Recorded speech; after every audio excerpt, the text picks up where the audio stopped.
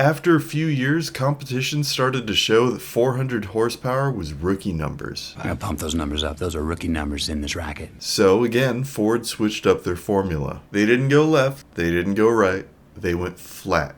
Plain. Enter the 5.2-liter Voodoo engine. Same familiar formula of a dual overhead cam 4-valve V8, but this time with a Ferrari-inspired flat plane crankshaft, as opposed to its previous cross plane. It's a bold strategy, Cotton. Let's see if it pays off for him. That makes peak horsepower at 7,500 RPM and red lines at 8,250 RPM.